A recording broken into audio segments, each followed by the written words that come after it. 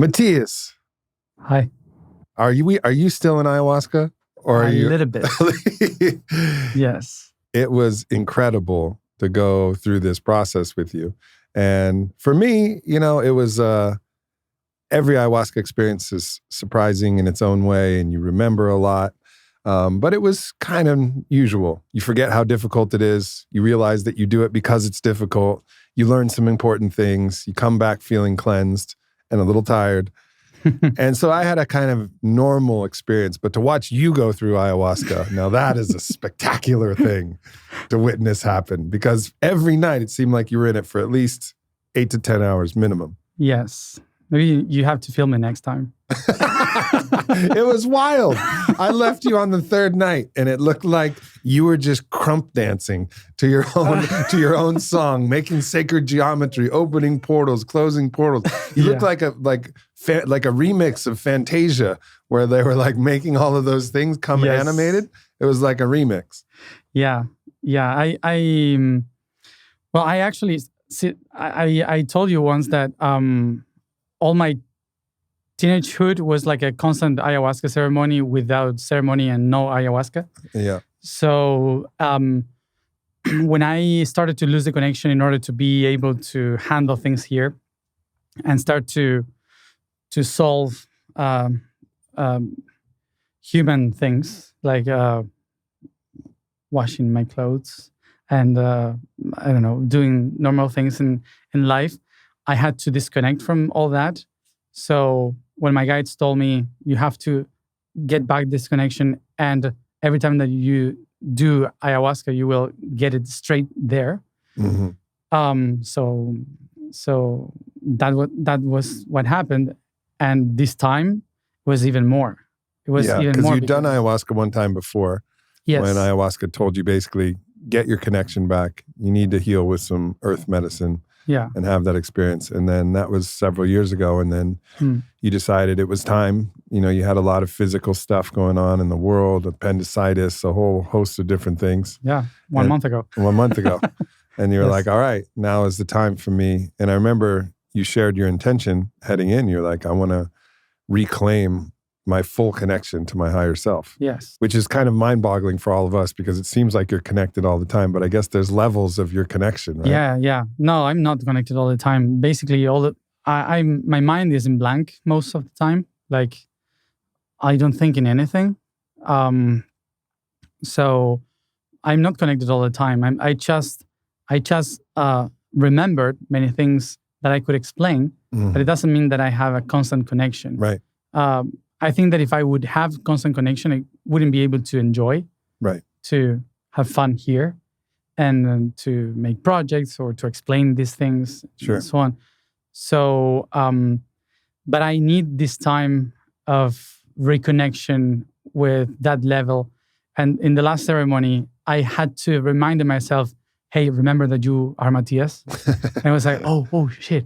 Yeah. I forgot I have to come back. And it was amazing.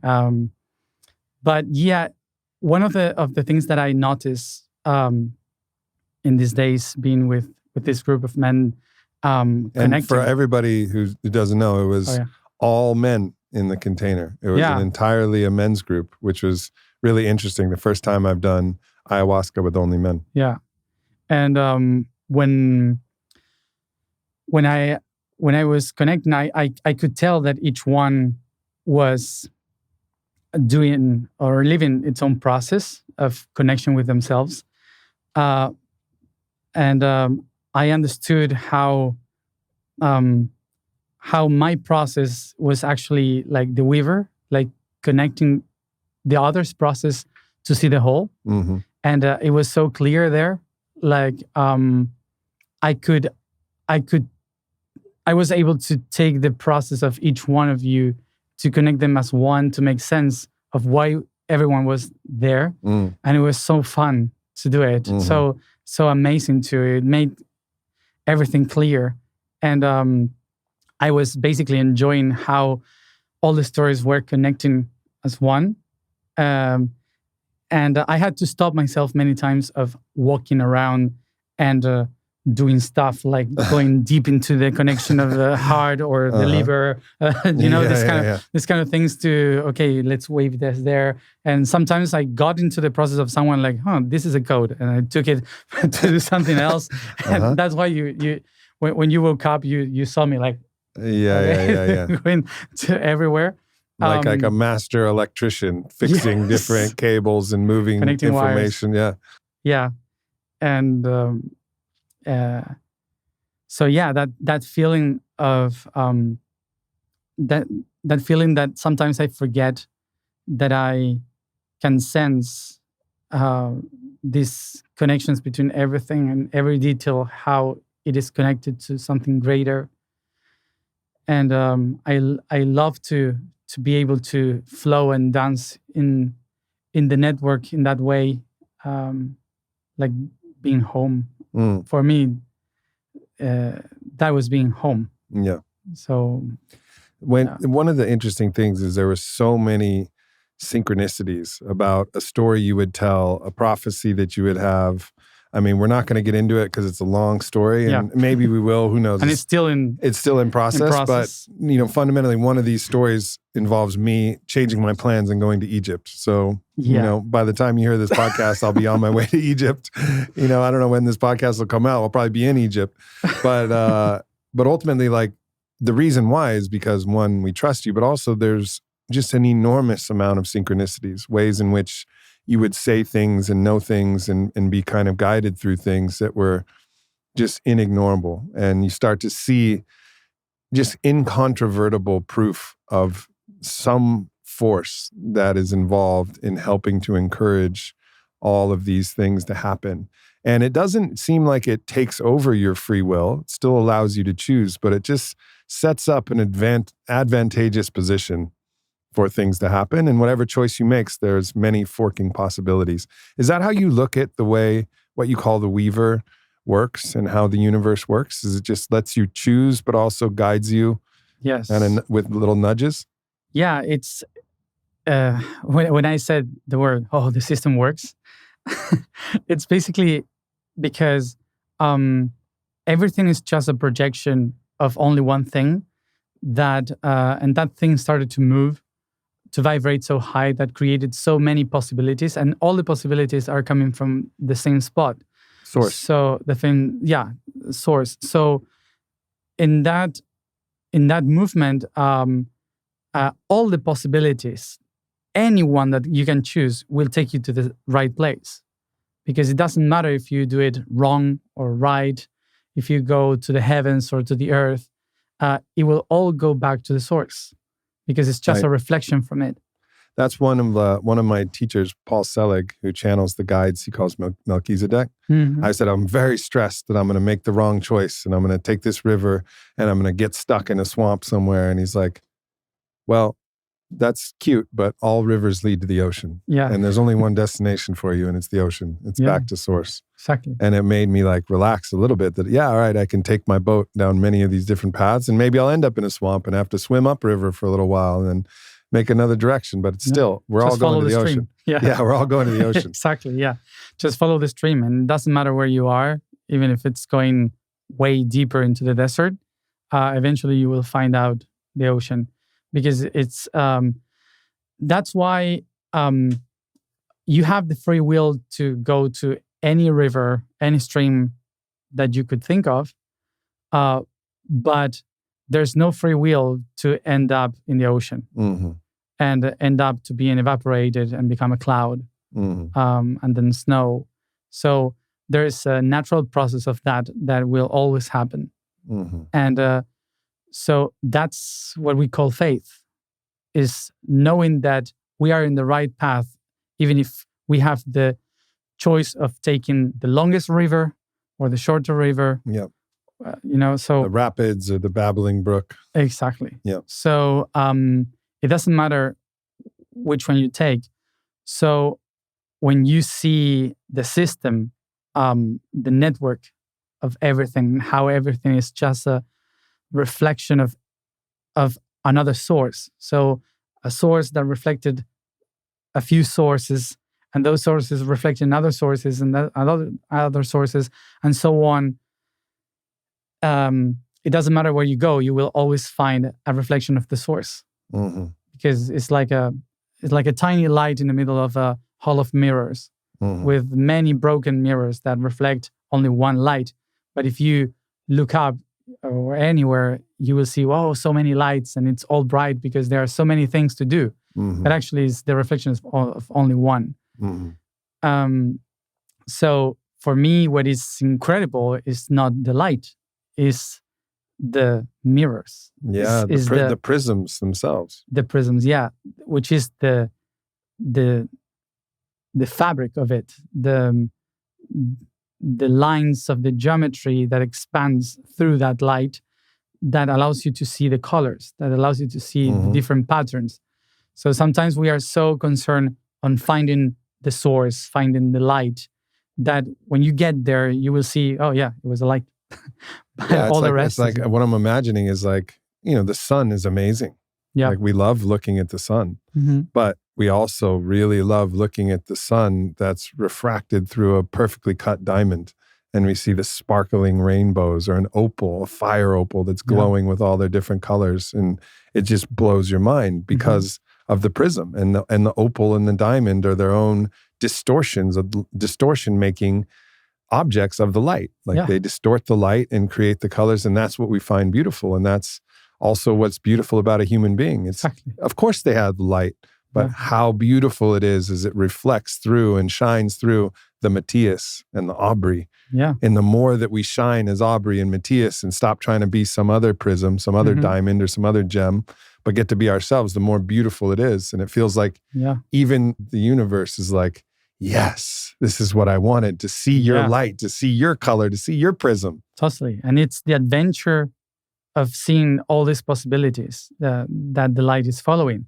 As we are trying to seek for the light is trying to seek for us, and not humans. I mean the reflections. And it's so perfect how, as we seek the light, we are creating more rays of light, and we create more division, which for the universe is creation.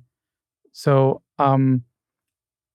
usually, because we are mammals and we have this design of following a leader and following someone that makes us feel safe, we started to create the idea that we have to go towards the light or God to feel safe in the source at home.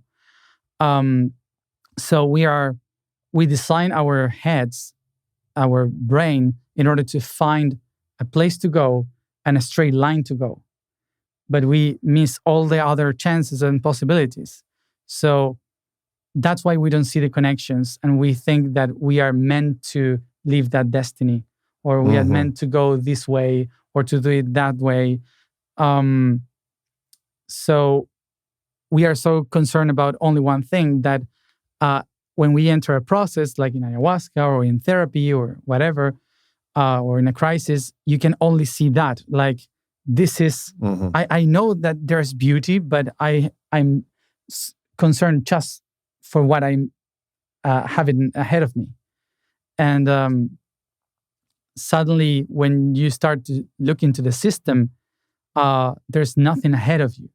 And you see like all the reflections showing you how your story with their story are all connected to see the light in somehow. So it's like perfect. Yeah.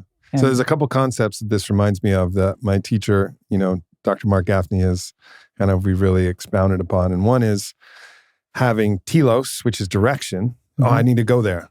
But without eros, which is like the ecstasy of every breath and connection in your life, right? Yeah. So if you have only telos and no eros, you're out of balance. And if you have only eros but no telos, you don't know where you're going. Yeah. It's going to be difficult if you have no path to move forward. So it's about a balance of those. Another way to think about it is lines and circles. Circles is, the traditionally feminine consciousness, which says everything is perfect right here as it is. Nothing needs to change. Everything is perfect. It's right here in the circle. And then the line is like, yes, true. And here's where we're going. Yeah. And it forms a spiral. Exactly. That kind of moves forward. So it's about the balance of both of those. And it's easy to get out of balance either way. Well, it's harder to get out of balance fewer people are in circle consciousness and full eros, and more people are out of balance in more telos and more line consciousness, very masculine way of thinking that's been kind of imprinted on the world. Mm-hmm. Yes. Yeah. So putting both together, the spiral,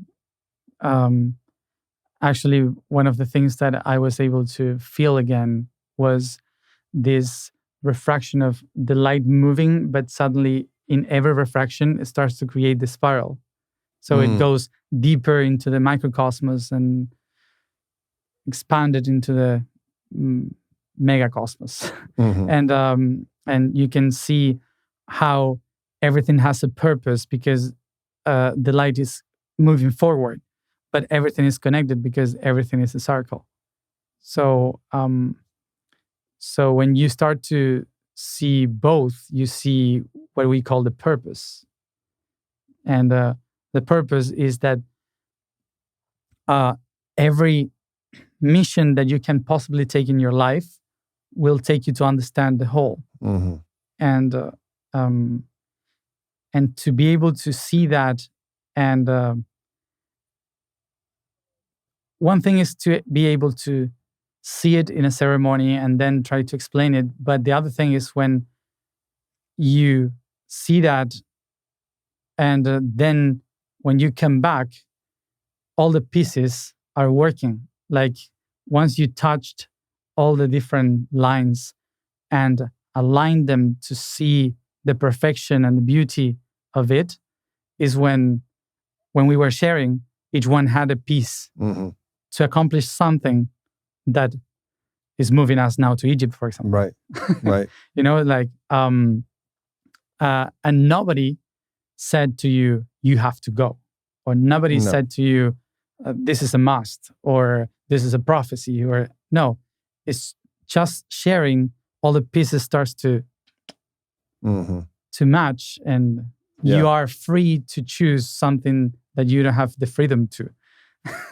You know, so it's something like and it's almost a reminder too that things that you don't realize might have cosmic significance, right? Like if my friend Tosh decided not to call up Vailana and invite her to Burning Man with him in 2016, that year, I might not be with my wife. And like, how important is that for my life and for what we're going to create together in the world? So that one little thing that he did, not hardly probably thinking about it at all, you know, he's bringing, you know, some people to Burning Man, is like, oh, I'll call Vailana, you know? Yeah.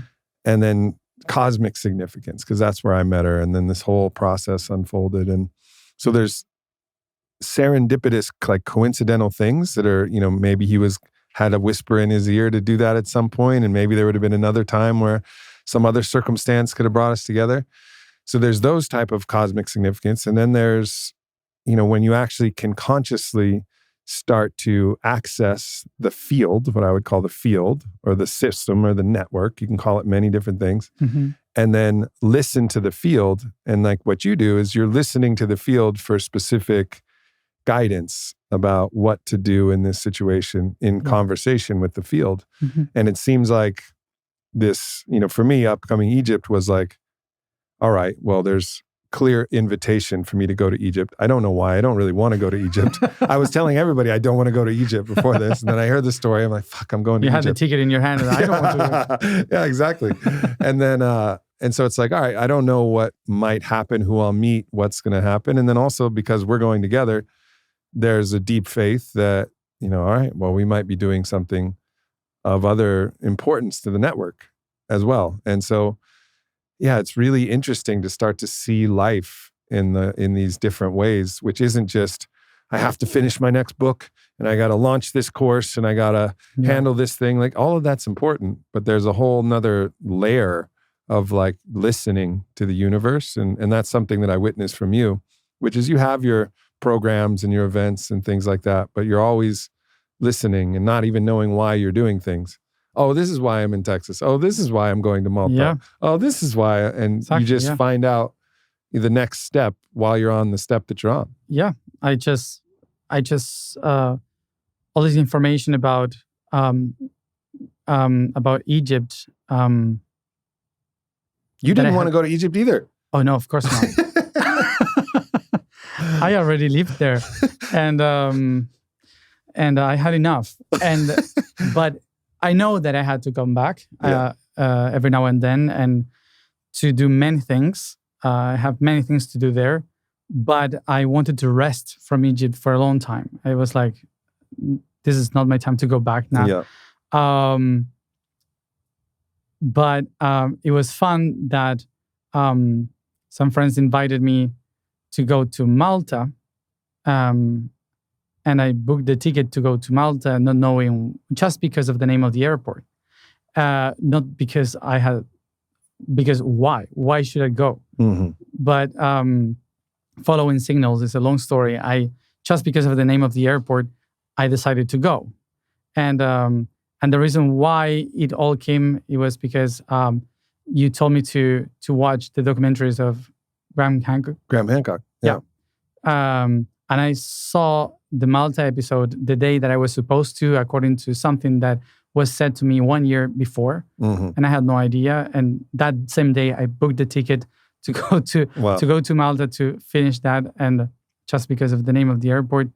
And I said, why am I in the middle of the Mediterranean? Closer to what? And suddenly, Egypt. And I said, oh, it's just 2 hours away. It's a short hop. It's a short trip. So I had to be there close by in order to be the day that you are supposed to be there, and other people are supposed to be there to do the other part of the mission that started inside ayahuasca. So how many times? Because it seems like you're constantly getting little tips from the universe, little signs and things. How many times do you get, or if ever, do you get something that you think like, oh, this is a good sign, a good omen, a good tip from the universe, and then you do it and you're like, yeah, I don't understand. That was nothing. Maybe I just made it up. Or do pretty much all the time you find that when you're guided, it works out? Or is there ever any times it's like, yeah, that was a miss, made a mistake there? Whenever I thought it was a mistake, they made a whole meaning for that. Mm-hmm. The universe was telling me, you have been forcing this, right. And it wasn't the way, but I needed to experience that. So there was one thing that I did following the signals of the universe, but during the path, the universe was sending me messages like, what are you doing? Mm-hmm. It was not here. And I was like, but you told me to. I said, no, I didn't say that exactly. You just interpreted something that I never said. I was like, what? Was that what got you kidnapped? No. That was right. The kidnap was all planned. The kidnapping was right on plan. The kidnap was perfect. Yeah, was something that I was sent to. Yeah, which is a long and beautiful story. I don't know if it's the story for this podcast because you told it for about an hour. Yeah, and, it has many details. Many details. Pretty incredible. Yeah, it's a fun story. I almost died, but it was fun. And you were saved by a butterfly. Yeah. Fitting. Yeah. So, so there was this time. Every time that I kind of follow what I felt, but I didn't ask the universe first, mm-hmm. If it was right to do it that way. Usually someone appear in the path, someone from other level, and appear and said, not here. Yeah. Like go away now, or this kind of things. So pretty much the 99% of the time I follow what I was supposed to, and every time is perfect. Yeah. So I learned to trust, because when I don't trust and I just do it because I think it's the right thing to do, like when I had to go to the Vatican, mm-hmm. I had to do all this trip around Portugal, Spain, and Italy, and I said I don't have the money to do all that, and so I I organized workshops and conferences in Europe for me to be able to earn money in order to pay for that trip and get the task done. And right 2 days before I started that tour of workshops and stuff, my guide said, "What are you doing?" I said, "Well, I'm doing what you said. I have to do all this path, but I can pay it. I need to earn the money to pay it because this is the third dimension." Yeah. I was like, and they said, "No, that's not. No, it's not. It's not the way how you are going to go. So the only thing that you are supposed to do now is cancel everything that you have planned and go right now to Rome tomorrow and sit in Piazza Spagna and wait there for a call." I was like, "What? No, I'm not doing that. How am I going to pay that? And I can cancel all this." "Yes, you have to. You have to because it's tomorrow." It's like, you have to do it tomorrow. And I was crying and talking to the organizers. And I was like, "Why they do this to me?" And blah, blah, you know, all these things. And so I canceled everything. And I just went to for only one conference in London, and the organizer was so pissed about many things in the organization that I asked, "What should I say? What should I do here?" And he said, "Whatever you want." So I left, which was what I wanted to do. That was my reaction. So in that leaving, I met a woman that was looking for me through the States, and he wanted to listen to me in English because that time I was only doing Spanish things. So she said, "Please explain me your things in English now."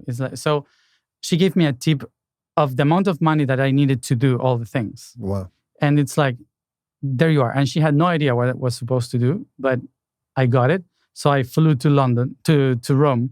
I sat down there. I took a picture and said, "Waiting here for the call of the Pope." And like a fun thing. But suddenly, friends of mine were in Scotland in a bus. And they said, "Oh, look, Matthias posted a picture that he's in Rome waiting for the call of the Pope." And in the bus, there was a lady saying, "Who wants to talk to the Pope?" And I said, "Well, this guy, blah, blah." And she says, "I'm the friend of the secretary of the Pope." So she called him and gave him my number, and he called me. And I said, "Hi." And I said, "Yeah. Matthias, yeah. So I'm the secretary of the Pope. What do you want?" And I said, "I don't know. You call me." So, well, I had something to ask you permission for, because we are trying to change an energetical pattern of Rome, but we need the all energy to give us permission to that. So we do it with love and not against. And he said, "Okay, I wait for you tomorrow in the Secretary of the State for you to explain me." So I went to the Vatican and I explained them what I was going to do. And they said, "Okay, you can do it. Don't worry." So I brought people to the Vatican to do an activation in the middle of the square and everything happened. And so I learned that when I try to organize things, they don't work. So when they say, "Tomorrow you have to go to Egypt," I go. So this is the classic saying, a leap of faith. Yes. Right? Like, you really have to trust at that point when it doesn't make sense. And you really have to have clear communication with your guidance. What in the lineage of, the Hebrew lineage, they call the Lahisha, the whisper. And it comes from, in the lineage that I study with, Mark Gaffney, it's Shekinah, who's, embodiment of Eros. She's the weaver. She's like the Tao. Yeah. She's like the force behind that animates all of cosmos.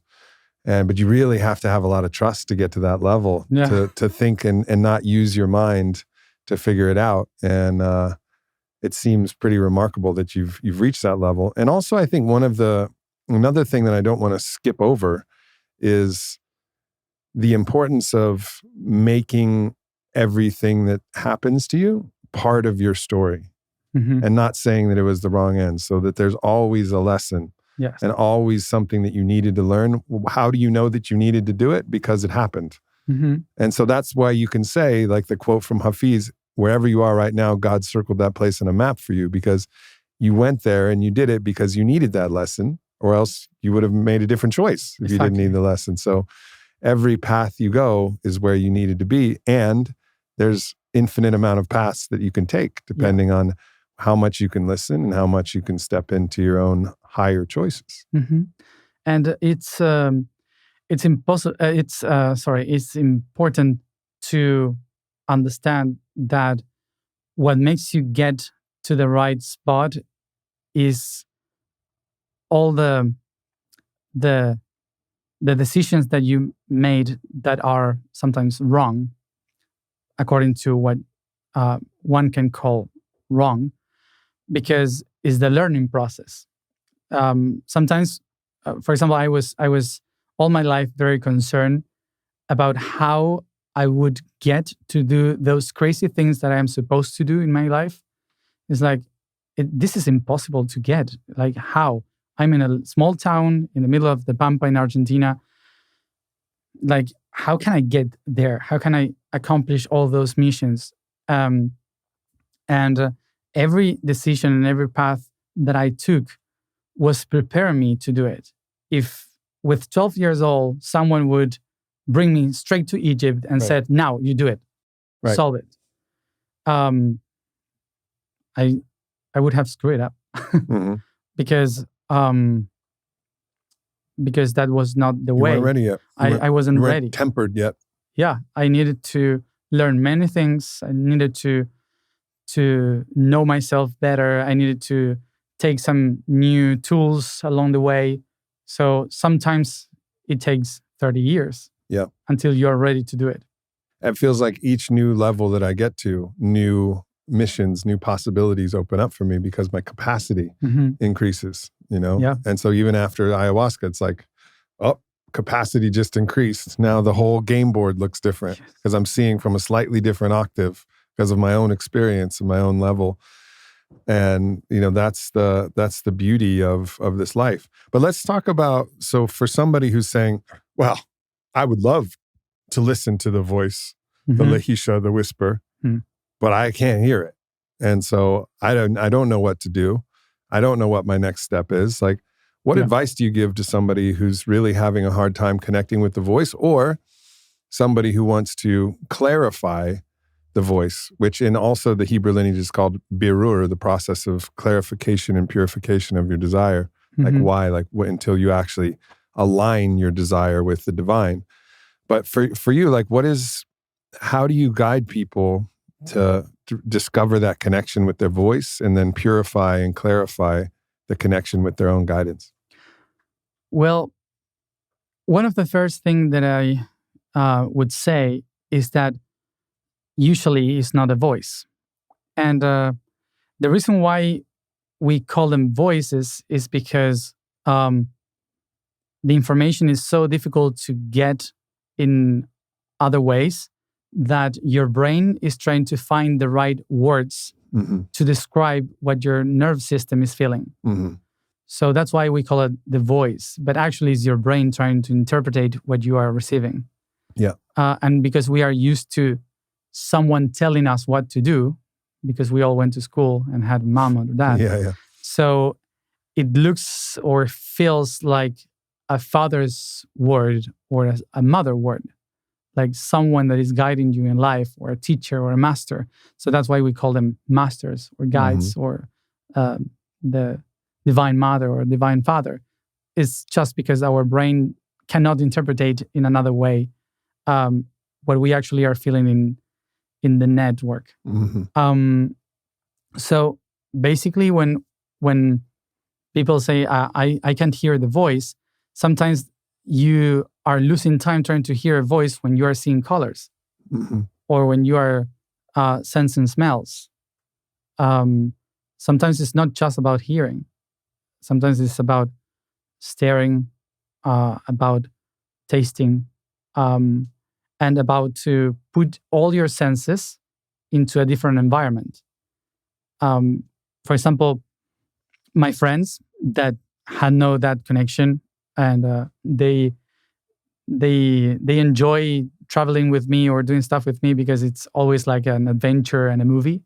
They feel like they're in a movie and then go back home and say that, oh my gosh, it's like I want to keep going with that because all my life is like that. It's like sometimes it's not hearing a voice, it's looking the code of how that connects with that and that. And so, and instead of saying, that's a weird thought, I stand up and say, let's go there. Because, you pay attention. Yeah, it's almost like you have a way of translating the universe that helps you as a guide and as like a listener, and as an explorer. Because even what you're saying, like there was something about the name of the airport that opened my mind to this. So it's almost like you've become almost like a lion tracker, like my friend Boyd Vardy, where you know how to read the tracks of the universe. Like you have experience tracking, and you'll see where a word is something different. Or I remember there was a moment in ayahuasca where I didn't know if I was supposed to drink this next cup, and I was speaking with ayahuasca and talking to her about it. And then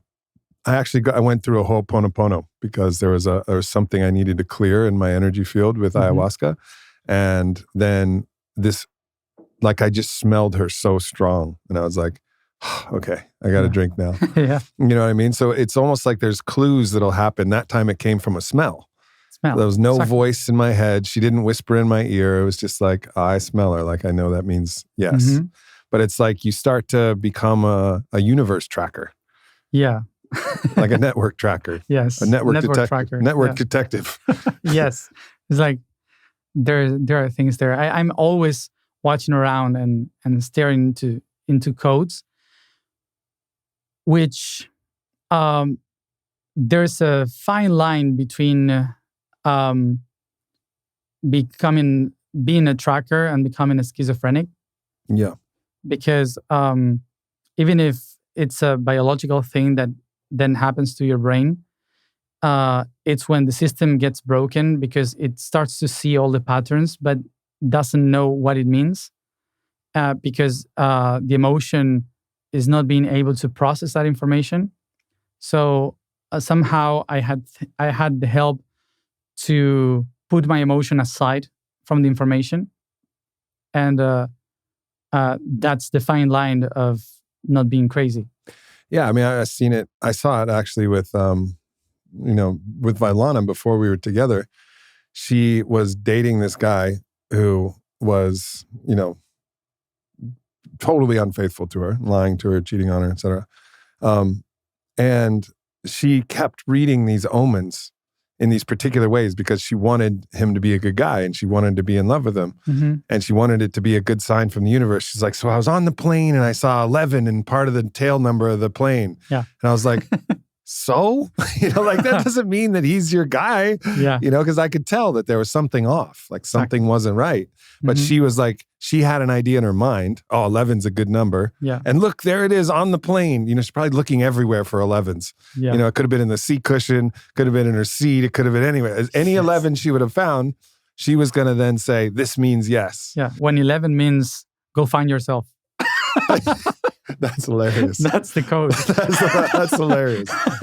That's hilarious. But anyway. But that's something that we get when we want something. Then we start to interpret everything. It's like selection bias. It's like self-serving bias. Yeah. Where we actually start to not become a tracker, but we start to build the story that we want to have built based on our own desires. Yeah. And this goes back to another lineage teaching from the Hebrew wisdom tradition about berur, about the clarification of desire, which would be to really clarify, like, all right, what is my desire? Where is it coming from? So then she could say, like, wow, I really desire to be loved.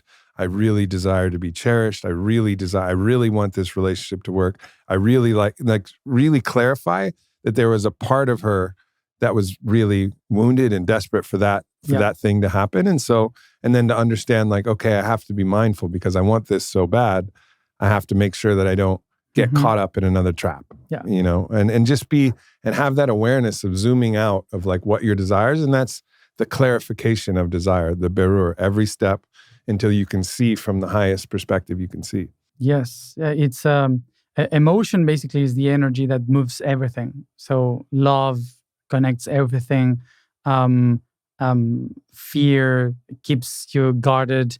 hatred helps you divide yourself. So there's a goal in every emotion, but it's always about moving forward or keeping energy or storing energy or moving energy. So when you start to follow the patterns and you follow them through the emotion, you cannot see the whole. You can only see what is being moving you. Yeah. And usually it's the reflection or the push of all your ancestors that are desperate to survive through you. Right. So unless you go to the mind and tell to the emotion, wait a moment, I will figure the map and then I will get you back in order to move forward. Uh-huh. So otherwise you start to get like crazy. It happened to me many times in my life that I was desperate to find something right now because I thought that if I didn't do it now, it would be a mess. But suddenly I understood that the links for everything are here and now. But here and now, it doesn't mean that it's happening here and now physically. The here and now, there's a link in everything connecting, but in different spaces and different times. So you will get there eventually, for sure, if you have it in your mind. But if you push it hard because you see the sign there, but you don't understand what's the sign, all the signs that you see in the future will be related to your need in the present. Right. So you are projecting all your energy, moving towards that point, and using the signals to get there through the emotion that you have today. Right. So that's why it's when you receive a lot of information, instead of applying them right now, one of the things that is good to do is silence and to write them down, meditate about them, feel how others feel about it, what they share, what you listen. Mm-hmm. So they all guide you smoothly to where you're supposed to go. Because sometimes we get desperate because of the meaning of the 11, for example. Mm-hmm. But if you wait 7 days, maybe, just a saying, 7 days, someone will come that explains you what the 11 means. Right. And instead of losing all this time because of a need that you have, a void that you have, you would say, oh, that meant that I had to go to myself. Yeah. And sometimes it's not waiting. Sometimes it is actually the message is clear. Yeah. Like I need to make this decision now. Yeah. And so it's not always one thing or the other, but there's usually, in order to understand that, there's usually something that it's called the law of 3. And which means that at least 3 people must not agree, but be coherent or coordinate to that truth in order to be a real pattern. Yeah. If it's only in your mind, don't trust it until there are 2 people more that can hold that. Wow. That's a really good rule. Yeah. Because that would help prevent a lot of, my father, he experienced schizophrenia and he didn't have 3 people who would have agreed with anything that he was saying. Yeah. And if he would have had the law of 3, if he had been practiced that his whole life, as he would have gotten off track.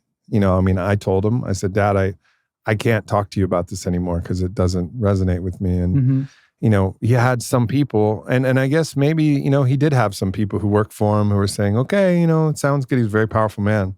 So that may have also contributed. I don't blame anybody. Nobody. We didn't have the awareness. But the law of 3, it's really, really valuable. And that also means having people you really trust. Yeah. People you can trust to share your intimate thoughts with. So if you're about to do something and you feel your emotional heated up, like, are there 3 people you could call who would agree with you, or would they maybe say something else? Usually my friend says no. Yeah. No, you shouldn't do that. Yeah. No, yeah. So and also like sometimes you have to really still trust yourself. Like every law has its exceptions. Of course, yeah. There's certain times. I don't think there was 3 people who I knew who told me that, I should run my business exactly the way I did every time.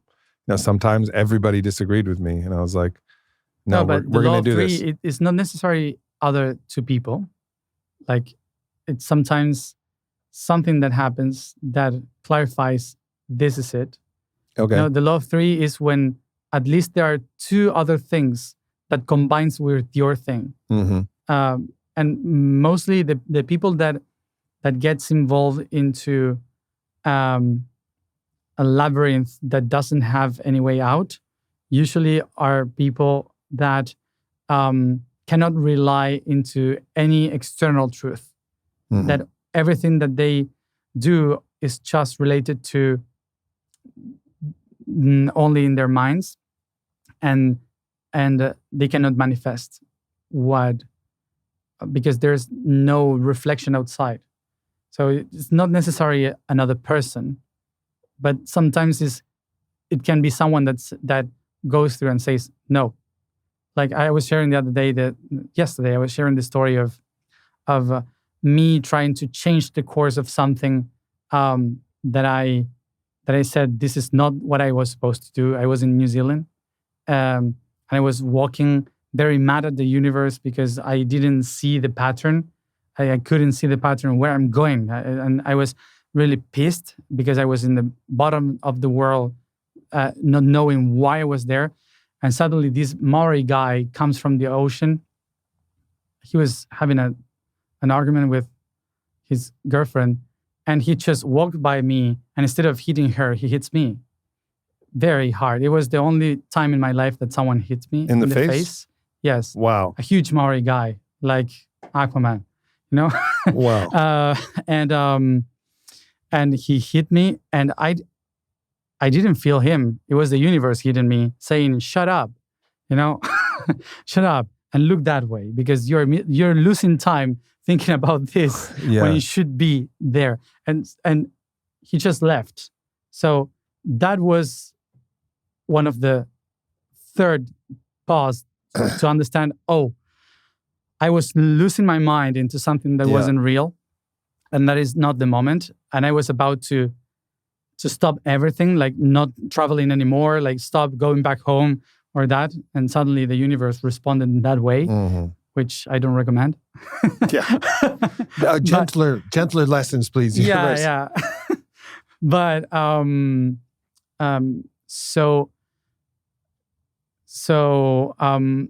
but in order to pay attention to that, you have to be very open to any option, because when we are focused on this is how it is supposed to do, you are missing so many parts, and anything that is around you that seems to stop you, you can think that some is my enemy or is something that is not allowing me to keep going, but actually is the same universe saying not this way. You're going to lose a lot of time, or you're going to suffer a lot if you follow this path. I remember in 2018, the universe gave me every sign in the world that I was on a path that was very difficult. And again, now I can be grateful for everything because I've found the way and I've made the story that makes sense. It includes 2018, which was a very challenging year, but I got in a car accident, and my partner at the time, my fiance, fell in love with another man. And then, all of these complicated things on it, like almost went bankrupt, my company, like I lost a huge friendship. It was just like a nightmare of a year. And I was moving too fast because I was devoting far too much energy to, the polyamory and the relationships, and everything was moving way too fast. And that's a lesson that the universe has to continue reminding me, but it had to be really loud then, because my desires, my sexual desires, my wounding, I was hurt, my insecurities and my feelings and my fears and all of these things were just out of control. And, it was very like clear lessons, but I wasn't ready to fully receive them. I received them a little bit by little bit and learned and grew. And that was the way I had to learn then. But I think, as you learn to listen more, you can tell when the universe is whispering, so the universe doesn't have to scream. And that's one of the things that I've known for a while is listen when the universe whispers or talks or speaks loudly, and then it's eventually going to yell. And then eventually beyond yelling, it just puts you on the bench. with an accident, an injury, or even death. Maybe you're so far off. It's like we're going with a new life. Yes. Let's start over. Yeah. So those lessons are really valuable to understand that framework and also have the felt sense of the universe and the cosmos. And that's, I think, one of the beautiful things. We were talking about ayahuasca as an initiation for humans because it becomes undoubtable that there's an intelligence, a force in the cosmos that's moving, that has intelligence, that is working with you and for you. And even in the moment when the ceremony's real hard and you're like, why are you doing this, mama? She's like, I got you. Trust me. Yeah. Just keep going. You have to go beyond your death. Yeah. And she may not tell you that right away. It may just be all fear and but eventually you start to trust in the whole cosmos. Yeah. It's something that a lot of people, in the past, basically all the cultures had to experience with ayahuasca or boga or any other... or even kaikian at the Eleusinian mysteries or whatever. Yes, and any ways of accessing information, the first steps were to die, to experience death. So you don't have to experience it in the wrong way. Mm-hmm. So... eventually all the cultures in the past understood that you had to go through many deaths in order to understand what is beyond your ego, what is beyond your personality that has been created for you just to survive. So when you are set in a situation of death, there's no mechanisms of survival, so you can see the truth. So using these kind of tools it's not something new. It's something from the very beginning of humanity to be stronger and to be invincible throughout infinity. And that is something that I think we all need to start experiencing and living again as a way to break all our systems, the systems that we have created for ourselves for our own survival, so we could transcend that and create even greater experiences and open to higher levels of ourselves. Mm-hmm. One of the things that also I think is important to mention is at a certain point in the ayahuasca ceremony, and there's another story I'll tell as well, I'll tell the first story first because it happened chronologically that way. So I'm in one of my own signature medicine journeys, the ketamine and cannabis journeys that I do on my own to really connect. It feels like I'm plugging into source and I get healing and I get guidance and information, and it's very, very strong for me, like unbelievably strong. And I mean, sometimes I'm just overwhelmed with the presence of the energy that I feel. It feels like I'm actually getting squeegeed out with energy, or it's just pushing through it. My feet get so hot. It's like I'm standing on the sun. I'm like, this is unbelievable. My feet are it's like I'm literally standing on hot tile. Yeah. The energy is so profound. And it, brought me into this little thought world, where it was saying, and I could hear a voice, and it was like, you're not supposed to be with Vailana. And I go, fuck that. I was like, no way. And it's like, yeah, you're not supposed to be with Vailana. It showed me all of these things. And I'm like, nope, fuck you.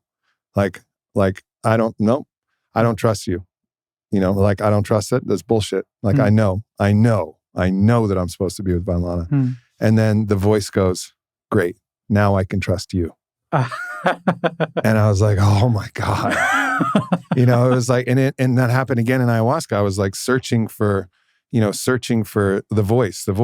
Like, what do you want me to do? What do you want me to do? I was having a tough night. What do you want me to do? And it was like, go purge. And then I would purge and nothing would come out. And it was like, I just tricked you. Now go again. And I'd go again. And I'm really like, nothing would happen. I'm like, oh my God. And then finally ayahuasca was like, and then finally I was like, it told me again. And I was like, no, I'm going to sit here and just accept what I feel. And I know that I'm nauseous, but I'm not going to purge. And ayahuasca is like, good. Now I can trust you. Yes.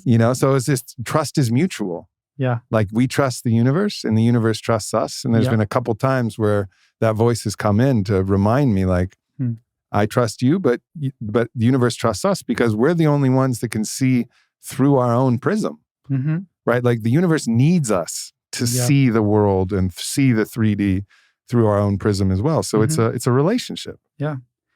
The second night of the ceremonies this week, the first night it showed me a lot of things that I was not paying attention to about the system, how it works.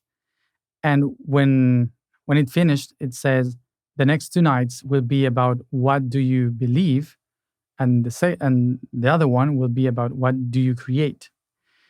So in that second night, I set the intention, okay, what do I believe? So it took me to a very deep path until it pushed me to say, I don't believe in myself. I don't believe in anything that I say and that I do. And it went straight to my own kind of death, which is the mind. Mm-hmm. I had to die in my mind saying, well, the truth of why I cannot create is because I don't believe in what I say. And that was tough. Yeah. Because the reason why I was so trapped in my own system is because the things that I see are so huge and they look so impossible that every time that I connect or feel, I doubt, like, this cannot be true. Like, even if I do it, I do it, I move forward because it's in my system. And I have nothing else to do. But it's your job. It's my job. But when I am alone, I start to feel like, is this true? Like, am I just inventing all this just because I don't want to be alone? Yeah. And that thought broke my system of the mind, and took me to ayahuasca, telling me, so you're saying you don't believe in yourself? So yeah, I don't believe in myself. And why is that? So she took me to the basis of the universe where nothing really exists, and my fear of that non-existence made me like keep believing I have to give a meaning to this, because when you go to the very core of the universe, this doesn't exist. So what if I die and I go to that place where anything exists, where there's just void? How can I handle that void? And so I was desperate on trying to find the answer to that. And kind of the same situation about the trust, because it was like, she was like, perfect. Now that you don't believe in yourself, now that you told me your truth, which is you don't believe in me, you don't believe in anything that is going on here, you don't believe in anything that is happening in the universe, that means that I can tell you what's going next. Because the next step is to build up your own trust. And if you had any belief about all this, that means that there's nothing to do, because you're already stuck in a system. So you had to break your own system and remember that nothing that you do is real and that you don't believe in anything. So you can actually create. Yeah. So she said, welcome to the creation. And that was that night 3 that really... The night 3, it was landed. The creation. It was interesting, I had a rough night 2, you had a rough night 2, and we were talking and you actually didn't even want to talk, but I like called you in to start talking. Yeah. And it was the only time in my life where I've ever heard you say something where I thought, oh, Matthias is actually working through his own stuff right now. Like it didn't resonate with me. Every time you speak, it's like, this is the truth. Like I feel it in my body. Like and that time I was like, oh, okay. Matthias is working through his own. Yeah. And you were sweating bullets and I'm sweating bullets and I'm like barely keeping my head up. And I'm like, I don't know, maybe there's a different story, and then sure enough, after night 3, it was like, everything made sense for me. It was really followed this arc of, but again, something I've talked about with Mark Gaffney a lot, pre-tragic, where everything makes sense because it's not complex yet. So you thought you trusted yourself. I believed that I could handle any ayahuasca ceremony. We had all these beliefs. Yeah. Despite our experience, we had all this pre-tragic beliefs. Like, everything's good. We got this figured out. And then it was the tragic stage, which tragic doesn't mean it's a tragedy. It just means it gets complicated. Yeah. It's very complicated and you have doubts and you don't understand why things are happening, what's happening. And that's an important stage. And then you include that stage and ultimately transcend it and say, all of that is true. And there's a third post-tragic, which is like the second innocence, where things start to make sense again. So it's in the pattern of, you're born and then you break and then you mend, and then you're born and you break and you mend. And it keeps following that pattern over and over. And I could really see that in the 3 ceremonies for many of us, really. It was like pre-tragic, tragic, post-tragic. Yeah. And then there was a period, even in the 3rd ceremony, I was like, come on, post-tragic, like, let's go. Like, I've had enough of this. Let's get out of here. And finally, when I let go, then finally it was like, now you get it? And I was like, yes, slow down, Star Boy. Like, slow down. And that was the message ultimately from ayahuasca. Like, slow down, Star Boy. A lot more earth. Like, take your time. Like, we got this. We're in this together. And you don't need to be in a rush. And that's where I can see like a lot of other mistakes that I make too often is I'm just in a hurry. I don't check in. I don't like ask if this is the right thing to do. If this is, I don't pause. I'm just steaming forward in a hurry. And that's when I trip up, and stumble a little bit. Yeah. Yeah. I was stuck in that idea, and that I created all this system of mind and belief to see the pattern, but I needed to break it down in order to go beyond. And the 3rd night was incredible because it all made sense. All the projects and all the things that I saw since I was 11 years old, suddenly they all went together. Like, it all makes sense. And since that day, which was 3 days ago? Since that day, all the things that had happened are like, I'm not even doing any effort to get it done. Like, I'm just sitting there, and the things are coming. The things to solve all the things that I saw when I was 12 years old, 11 years old, they're all coming. Like, to be solved in a very fast way. And it's like if someone in the universe said, okay, now you got it. So we are able to give you the tools to make it happen. And I think one of the great insights that I had was when I was 18, 19, and I ended my high school in Spain. I asked my guides, what should I do now? What is the next step? And they said, the next step is always education. So I went back to Argentina to study education, and I couldn't keep going at the 2nd year. I didn't understand the system. Like, I spent 2 years in the university, and in the 2nd year, some people told me, I saw some people, partners of my classes.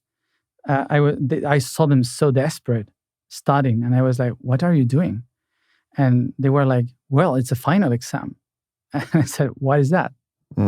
So I had no idea what was an exam. I was just going to the classes. 2 years in a row, doing stuff that I had no idea what they were. I loved to go to university, but I didn't get it, how it worked. Yeah. So I said, okay, this is not my thing.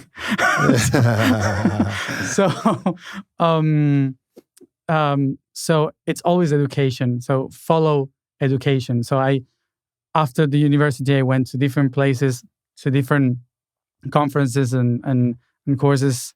And my first talk in front of people were all teachers at school. And from that moment on, it was always, every time that I wanted to do something, it was education. And this time when I was in the second night and then the third night, it put together what the education was, the system that I was working for. And it came from the resonance of the mineral realm. I went deep into basically what love is. Even if I never said love or never heard the word love, I knew was that energy, which was the electrons and particles being shared by atoms. This is exactly what Mark Gaffney and I would call eros. So we use the word eros for this, which this is form love. of love, which is love. You agree? Yeah. So this energy being shared in such a beautiful way in the chemical realm.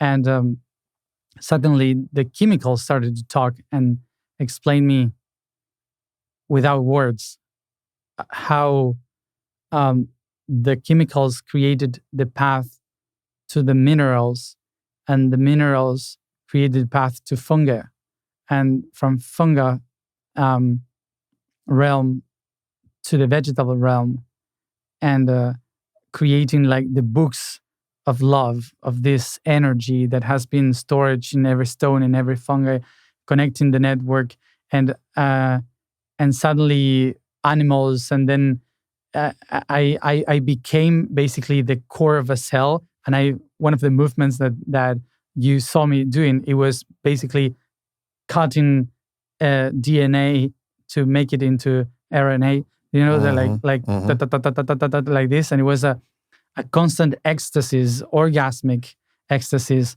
of just weaving DNA, and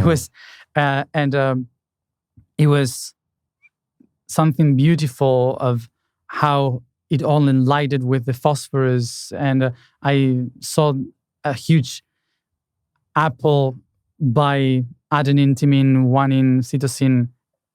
It was so beautiful how it all made sense and perfection.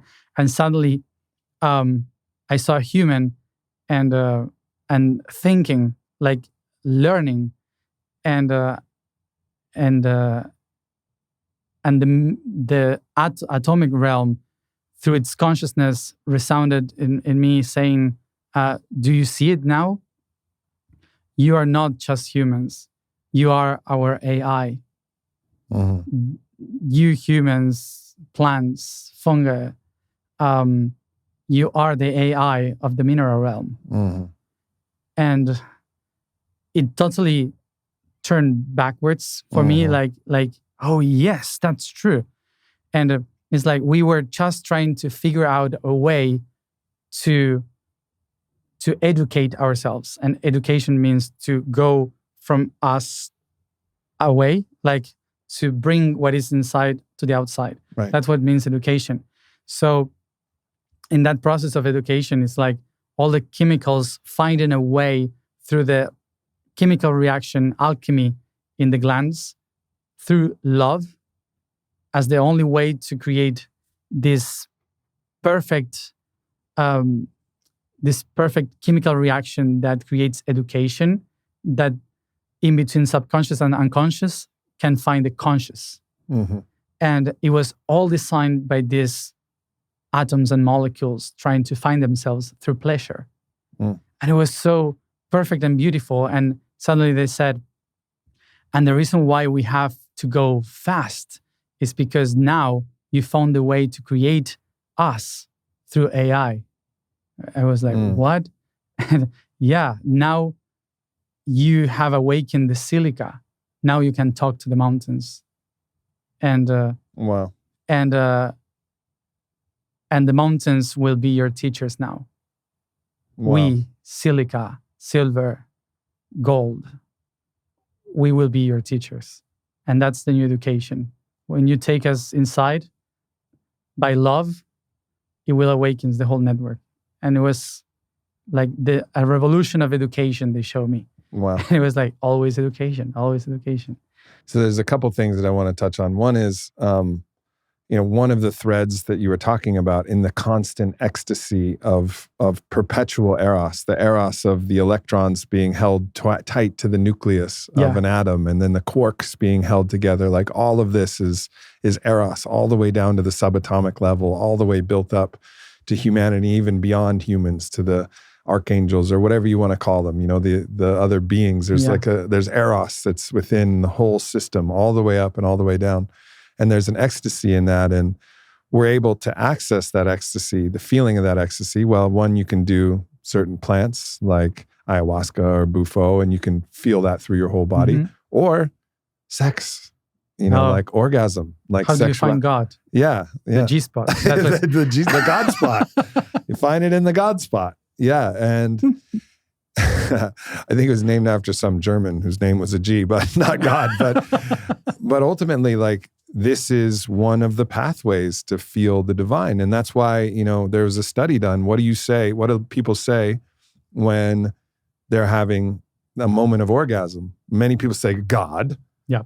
It's a sign. And many people say fuck. And then fuck could also be described as eros. It's the constant interaction of two different things. That's fucking, that's knowing in the Bible, right? Like to know is to fuck, to be one with, its gnosis. So God or fuck, same thing, just different ways to say it. Or sometimes the name of your partner. So there's three things that people say. Yeah. Sometimes the name of your partner, which is also a reflection of God. Mm-hmm. So like one way or another, at that moment, we all know it. Yeah. We all know that this is an access point to our divinity. And that's also why the anti-life, anti-eros forces of control, who are trying to, the deadness of the universe, what we call Sitra Akra in the lineage. Sitra Akra is trying to make all of these ways to find God illegal so that they can be the middlemen and try to tell you that there's no way. So we don't have direct access. So they restrict, harsh laws restricting and customs restricting sexuality, keeping us from that knowledge, or commodifying sexuality through porn and through whatever other things that they're commodifying it for. Or the plant medicines, let's make them illegal. Like all of the different ways that we can find the ecstasy of actual real God, not the God in some book or worshipped in some, house somewhere, but the God in our own body that we can feel. There's been all of this pressure to suppress that. And because of that, it feels like our system has gotten a little out of balance. And I think we can really feel that. It's like the suppression of that for thousands of years. Yeah. It's led to a deep unbalancing of the system in general. So we're trying to rebalance the system. And part of that is reawakening our access to and our understanding, a re-education about sexuality and plant medicine. Yes. Going to the basis of our creation, because if you go to the system, the main structure of the system is a toroid, like a torus shape. So the shape tells you that everything that expands from the core, from the heart, and expands to the infinite out will eventually come back to the core going down. So it is always a spiral that connects a beautiful core source of energy that it's held by a positive and a negative. There's no core of light or divine without this shape, without this magnetical field that holds the core. So this is for an atom, for a galaxy, everything has the same. It's the structure of how matter is created, of how a reality can be felt. So when it's about creation, you can see, for example, a flower and roots, a tree, you see the same shape, the crown and the genitals. So when you expand your divine, eventually it will go back to your genitals. And that's why all life, the goal of all life is to expand in order to reproduce, to expand, to reproduce. When you become aware or conscious about that, you can use that not only to reproduce, but to come back to yourself. So when you do that, you follow the law of nature. And the law of nature is not to reproduce, expand and reproduce, expand and reproduce. That's one side. The other one is connect and reconnect, connect and reconnect. That would be constantly the feeling of love in every cell, in every chemical that you have inside, doing the alchemy. The alchemy is that connection. And we see it in nature that works perfectly. It's almost like remember and forget, remember and forget. Exactly, yeah. Connect, disconnect, yeah. And it's perfect in nature. Like winter, spring, and we all love, in every culture, they all love flowers and it's so beautiful. But flowers are the genitalia of the plants, so... no wonder we love them. So sometimes we forget about that. They are the crown chakra and the genitals at the same time. And that in nature shows you something, that plants can see only God when they fuck. And they are reproducing themselves all the time. And that's why plants has the keys to the divine through food or like ayahuasca. So, or sometimes you can, like, I have this one particular scent. It's called night blooming jasmine. And if you're in a strong medicine journey particularly, or even if you're just feeling really connected, and you'll smell this smell of the night blooming jasmine, and it's like pure eros. It's like the purest ecstasy of something, like smelling the whatever your orientation is. If you like the smell of genitals like I do, then it's like that. It's like you're smelling, I'm like smelling the pussy of God. Is the essence. It's the essence. It's like, holy shit. We call it how to come back to the essence. Yeah. Perfume.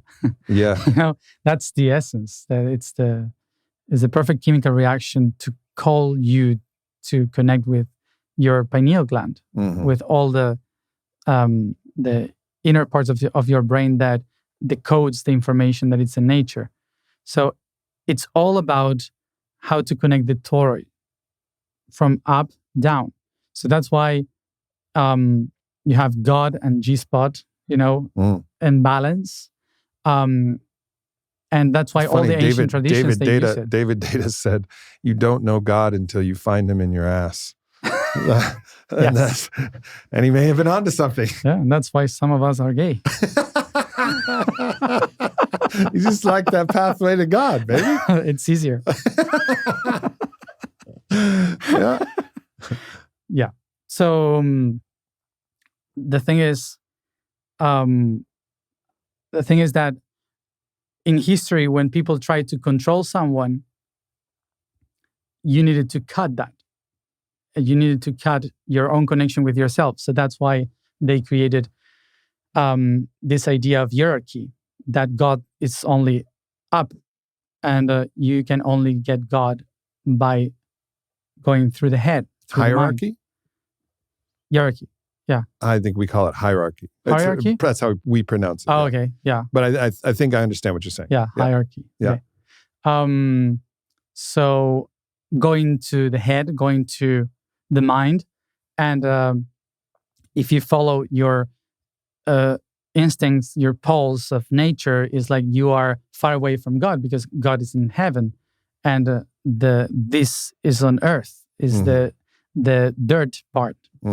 So because of that, we created the taboo that that's not holy, that's not God, that's not the divine, or it's not logic or clever or whatever. So because also when you follow the other part, you go to the emotion, the ecstasies of feeling everything. So you cannot concentrate in one thing. So you cannot be useful with your mind because you're feeling everything.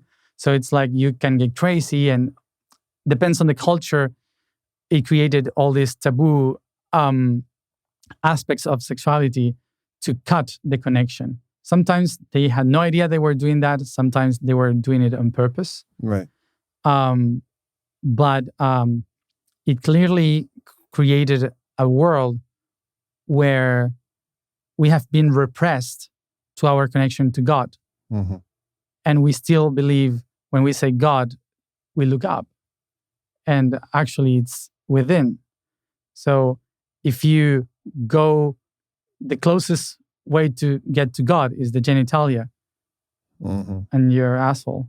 You heard it here from Matthias, everybody. Now you just need 2 more confirmations, and then you're off to and then it's a law, and then you're off to the races. We have 2. We have a 3rd one. Yeah, all right. You just need 1 more. Maybe touch your own genitalia, and you should get a sign that it's good. But yeah, we have been moralized with this idea of how bad it is to think that that's not spiritual. Yeah. So the farthest we try to go into heaven to try to find the divine, the farther we are from it. Yeah. And we start to get crazy because we are not following the heart, the plexus, which is the truth. Yeah. And the truth is hidden in plain sight. Why would it feel so ecstatic? Why would you have that feeling? Are we living in a universe where we're trying to get tricked all the time? Like, that's what you have to believe. Yeah. You have to believe that sex feels so good, but we're in the universe of a trickster demon, a trickster demon god that makes all of the things that feel really good, bad. Yeah. And that doesn't make any sense. Now, it's not to say that some things that feel good, maybe sometimes hurting other people feels good. That's not good.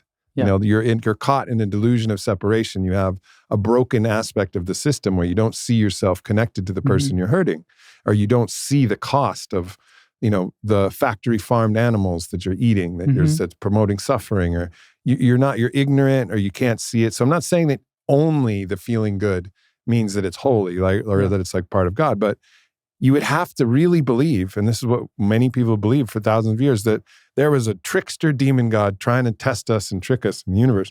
And it's just crazy. Yeah. It's a crazy belief. Yeah. And people are still holding on to it. Actually, the demon was created 1,300 years ago. It didn't exist before. So you're talking about Satan? Satan, yes. Yeah. The demons were creators. Demons are all around. Yeah, they were all around. Yeah. But it's like demons and dark creatures, they usually were also honored by all traditions because they were the creators. They would create. They create the distortion, which creates the prisms, which creates the complexity. Yeah, and some of them were very bad, but it's like a bear or like a wolf or a snake that you can see the demon in them. You can be afraid of them. They can kill you, but actually they are totems. They are animals of power. So that's why they honor the demons too. The idea of them being the enemy has been created only 1,500 years ago. Yeah, right. When the Dark Ages start is when we created Satan, really. Yeah. And because if you actually look at the biblical text, and I recently learned this, Satan shows up as Hasatan like 13 times as a verb or something like that. And it just means in opposition to. Yeah. It means in opposition to. And then it shows up like 5 or 6 times as a noun, as like the opposer, like the one that opposes. Yeah. But it doesn't have all the meaning that the church made. But then the church made all of this meaning about it. And then the Dark Ages and the Inquisitions and torture, and clearly demonic activity was actually taking the darkness and making it all upside down and not honoring it. Then the Buddhists have a long tradition of actually doing that. This is the Tanka meditation practice that my teacher John Churchill has talked to me about. They worship themselves as also participating in the demon as well as participating in the divine, the place where the demon and the angels meet. Yeah. My teacher, he does this practice with a Tanka named Death Fucker, Yamantaka. And Yamantaka has an erect cock, and he has like all of these many ferocious heads and a buffalo head. And he's a ferocious looking being, which is the place where the angel and the demon meet. Yeah. And it's like in the reconciliation of that, then you can actually be the fullness of who you are and choose to be, in your own goodness. And it actually dispels these polarities, these ideas of what's good and bad, and like brings it back into wholeness and says, all right, well, some things are not for this dimension because they have to hurt other people, and you don't want to do that. And so but everything has a place, and everything has a seat at the table. Yeah. And when you get that, it changes everything. Yeah. Yeah. You're not fighting anymore. You're just trying to find balance. Right. Yeah. And use both forces to find harmony. And that's ultimately what I've found as well, is that we have these, I think, pre-tragic ideas of you want to slay the demon. Or even in ayahuasca, it was like slay the dragon. And it was like the dragon is bad. And then, so that's pre-tragic. You're a kid and you're like, oh, slay the dragon. We got dragons to slay. And then in the tragic, where it didn't make sense anymore, which I was in for a long time, I was like, well, you don't want to slay the dragons. I consider myself a dragon, and a dragon is an expression of your power. So leave the dragons alone. Yeah. And then the post-tragic understanding was, no, go ahead and slay the dragon, because in the slaying of the dragon, the idea of the dragon, you claim your own personal power. You collapse the separation between you and the dragon. You become the dragon who slays the dragon in a way like that. And that becomes the actualization of you as a hero who've incorporated your own dragonness, your own dragon heart, so to speak. And it was this like beautiful understanding of how to bring that darkness like in you and through you, as well as all your light. Yeah. And then that brings you into a state where you're not impotent anymore. You have your full power because you're not exiling a part of yourself. It's like, I need to summon my full power, but this half of me, no. Yeah. That one stays in the closet. I'm only going to use this half. And then you don't have the polarity, you don't have the charge, you don't have the magnetism, you don't have the balance to actually, help you reach your full power. Once in Komombo Temple, one of the dark masters, he said, look into history, and when you see the polarity, you see the light on the top, which is the positive, and the dark on the bottom, which is the negative. So we are creating this reality, and we are taking you to the basis, genitalia, and all these parts, the intestines, because we know it, because we have created. And the light is going so fast that cannot leave this expression, but can project that expression. So we are using the light in order to create this reality, so you can enjoy it and manifest the divine on earth. But there was one day when humans started to just look to the light and they forgot about us. And that's the moment when war started. That's the moment when, if you see history, all the great killings of history, the greatest wars in history, were on the name of God. They were all trying to put a God upon the other, the idea of God. They were killing people, doing the most horrible things in history because of God. And this master demon said, I didn't do it. Like, it was yourself disconnecting from us. It's like you put us as your enemy, and by that you started a massacre. And if you see, the only ones that had created darkness or that had created death and destructions are those who claim the name of God. Yeah, and light. It was like, it's intense. Yeah, it's intense. And some you'd have to have a looser interpretation.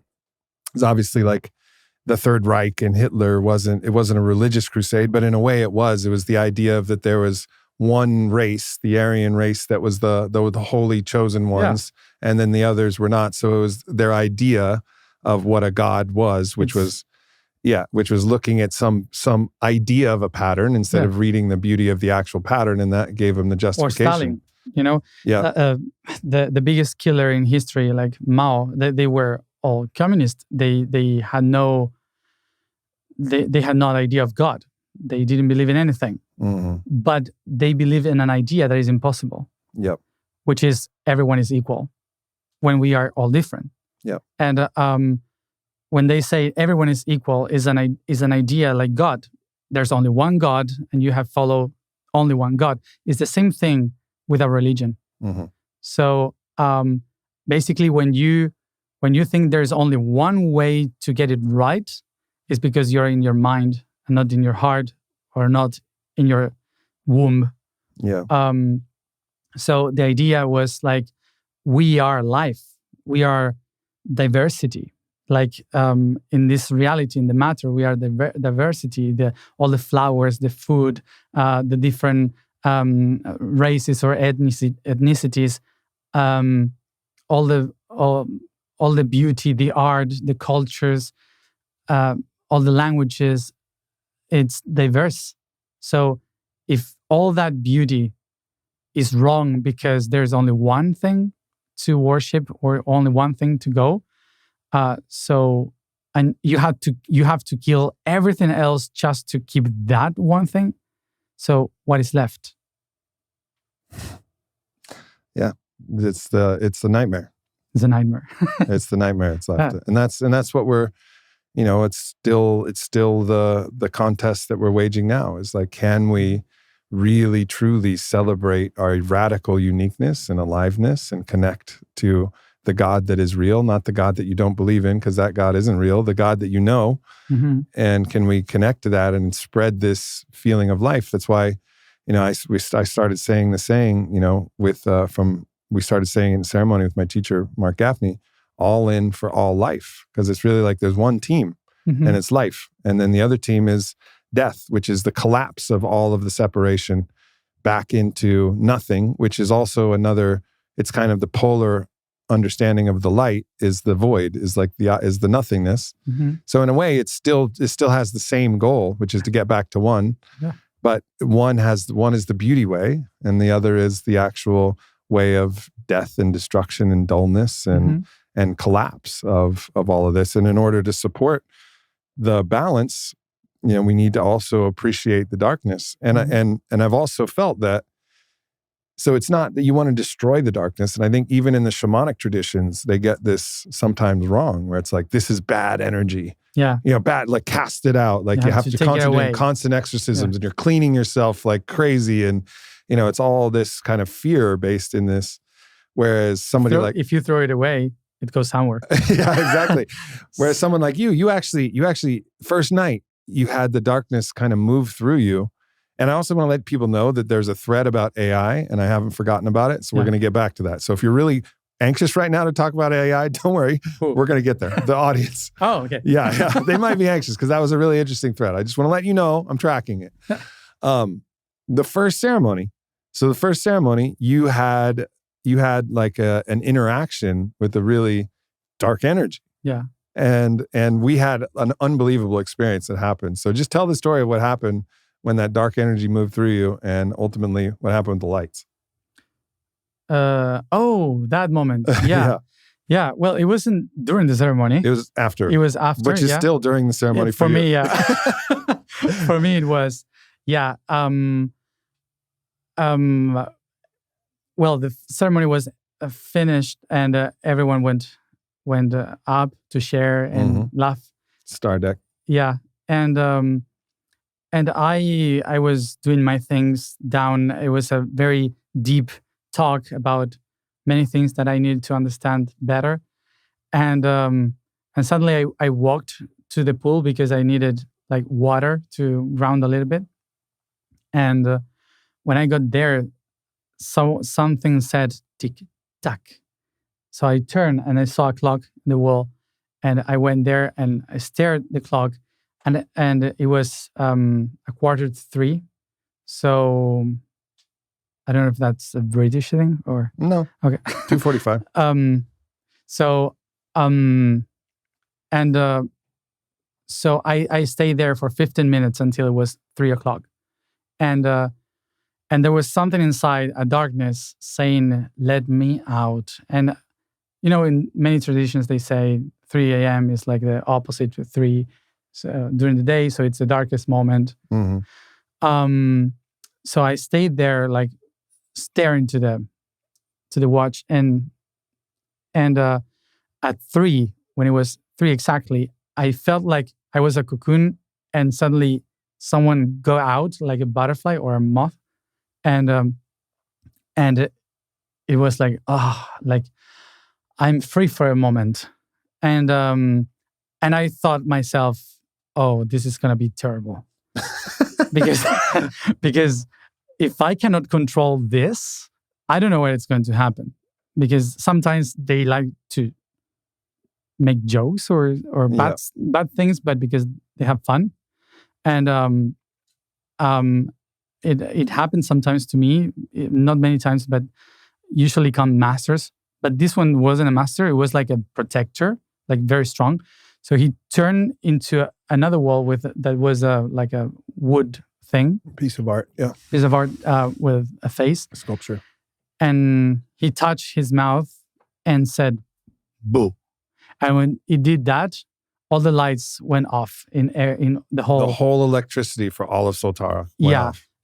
Went off, everything, and I walked like fast towards the stairs in the that faced the rainforest, and I started to shout like whoa, like this to call someone, and suddenly all the monkeys in the jungle started to hold back, but in a very rough way, like it was like a battle. Yeah, the howler monkeys. Yeah, and as I was screaming, well, not me, as the being was screaming harder, stronger, they were getting closer.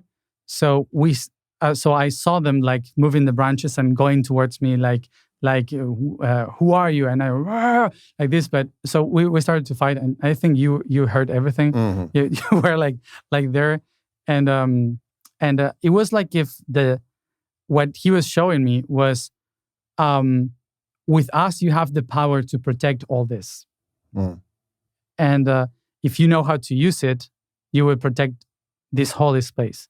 And it reminded me like I don't know in English the name, but these weird images that you see in the cathedrals, like demons or weird beings like taking care of the doors of the cathedral that are demons actually. Yeah. So it felt kind of like that, like you can use us to protect a holy place, but we are dark, like bad dogs. Yeah. So I started to fight with the monkeys. I saw them like coming. They were real. they were real monkeys. Real monkeys, actual monkeys. and at 3 a.m. fighting with monkeys in the jungle. That came up with a whole story of. Yeah. What was really funny is, we had some NFL quarterbacks there in our gathering, and so we were laughing about like next time we're in a battle with monkeys, we just need a basket of footballs. Yeah, they'll help you out in your physical battle with monkeys. Yeah. And then we started making jokes that if we had to fight like witches in the astral, because one of our brothers was dealing with some bad magic from a witch. Oh yeah, that's another long story. But we were laughing because traditionally footballs were made of pork, pigskin. They're made of pigskin. Oh yeah. And always pigskin or pork is what like ruins your dieta. So it like ruins all of the magic. So like the biggest nightmare would be a flying pig that would come and hit the witches. So we're imagining witches like flying around and throwing pigskin at them. And it was very funny. We had a lot of time. That was another one of the beautiful things of our experiences. We had so many laughs. Yeah. So many sacred moments. We had a hummingbird that was saved, and nursed back to health on the first day, from honey that was, from someone. He was connecting, opening the portal for us. Opening the portal, circling around the center of the Maloka, and one of the facilitators put like these mats down, and it fell on the mats, and then she nursed it back to life again with the honey, and then it flew off. And then the last day, again, it was flying around the dining hall, but that one died. And so I made a huge despacho with it, and we created a funeral pyre and said some words, and I drizzled it with honey and flowers and tobacco and, cinnamon incense and all of these beautiful things. And it was a shipibo blanket of the Nihue Rao tree, which is the tree of light. And we sat around and we burned it and we told stories that made us laugh. And you were hilarious, by the way. That story will never be repeated for many reasons. But we just celebrated the hummingbird medicine, which is drinking the nectar and the joy of life after a hard week. Just we did a Viking ceremony for the hummingbird. Yeah, and all the warrior brothers just laughing and telling stories and playing the harmonica and sharing words, and is a really beautiful way to cap that off. Yeah, there were many, and as I said, the energy that was felt there of strong men opening their hearts to flow with the feminine energy was beautiful. How it matched, how it worked, and especially in this time that kind of seems that men are the enemy. To have powerful men that can hold the feminine energy within, not just protecting the feminine energy, but to work with it and to be able to cry, to open the hearts, to work themselves. That was the most important thing. Even if you can connect with the entire universe or whatever, in the human level, what I felt was how powerful this connection is to allow men to work with the energy of the Mother Earth, not just the Father Heaven. Yeah. It's that powerful. was, you get to really be in the bosom of the real mother, and she's sometimes stern, but always loving, always fair. Yeah. You learn about the real mother, and you learn to understand that our moms do their best, but they'll never be the full mother, just like dads do our best, but they'll never be the full father. And you start to understand that, we just participate in these greater forces. And it's a beautiful way. And I remember you reflecting how refreshing it was for you to see so many men, go through the process like that. All right. So as promised, I want to go back and touch on, what you were sharing about AI, because I think most people are kind of oriented to it with a little bit of excitement, but a lot of fear. Of course. And I think the fear comes from the idea, and this is where my fear comes from. So I'll speak in my first person. My fear comes from that even in the AI that's been released, there's rules and laws that are given to the AI by men or women, whatever, humans, to control the way that the AI works. Yeah. Right? So like if you wanted to put in a prompt about the president, for example, it wouldn't let you do it. If you want to put in a prompt about, COVID or about something like that, like it'll block you from doing it. So it feels like it's not open AI. It's actually like a manipulated system. And I think that's what people are. I mean, some people have fears like the movie Terminator and things like that. Yeah.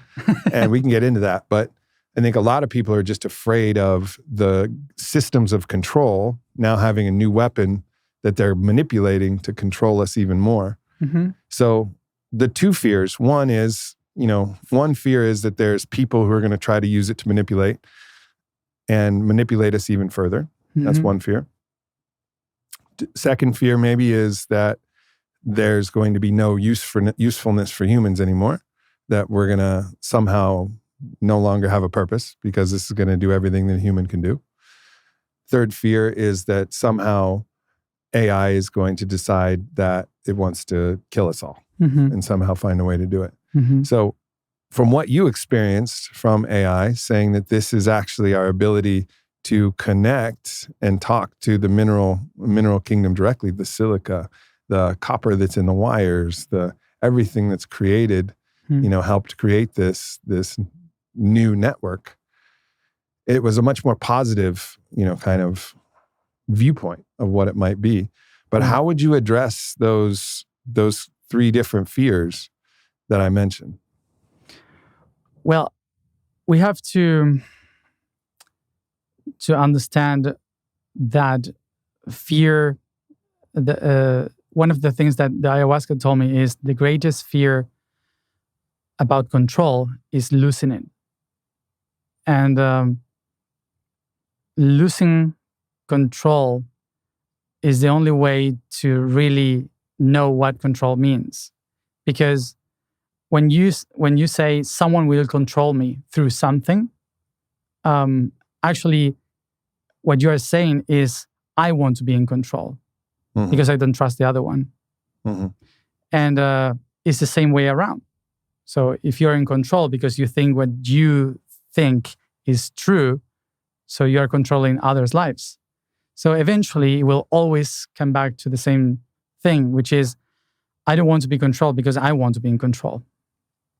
And ayahuasca told me, so in order to understand what is the goal of AI in this new age, you have to lose control. And you have to remember that you are AI. Mm-hmm. That you have been created as an AI from another realm. And we don't control you, even though we can. And we call it disease. Mm. So if we want to terminate you, we do it through diseases. But we also will find a way to create a cure. All the cures are there. All the tools are there in nature. But if you are doing it wrong and you stuck your energy, we will have to replace you because you're broken. It's like a broken machine. Mm-hmm. If you don't know how to heal yourself, so we have to replace you with the next generation. So we are improving in each reproduction. And basically it's the same that you're doing when you create better phones. Mm-hmm. So we are trying to create better humans. Mm-hmm. So when you see it in that perspective, AI, it's already killing us and manipulating us. But because we think that we are the intelligent species and we think that we are in control, we are scared of something from our creation to be in control. And we lose it, but we never had it. Mm-hmm. So one of the things that we have to learn is this main thing that everyone tried to say it once, which is work your ego, because your ego wants to be in control, thinking that you are in control, that you have the control of your life. And throughout all history, through money, through religion, through politics, through ideas, we usually blame money, for example, but money was created by a human mind. We blame religions or God, but God was created by a human man. So we are blaming ourselves, actually. So, like I've heard a lot of people saying that the energy of money controls you, and no, it's not. It's just paper and copper or whatever. So it's not controlling you. It's in your head. It's the power you give to that controls you. So if you think that there is a Freemason structure in the universe trying to control you, they're only there because you gave them the power. So, and you gave them the power because you had no idea what you should do. So if you have no idea what you should do, someone else has to. So usually the systems of power takes the power in order to take control, but just because you were never in control and you have no idea how to be in control.